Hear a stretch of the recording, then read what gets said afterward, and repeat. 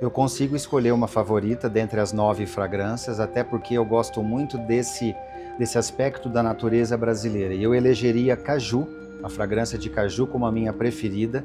Eu acho que o caju ele traduz um perfume muito exótico, uma fruta que não é comum no dia a dia, mas que é muito apetitosa, muito rica em vitaminas, em saúde.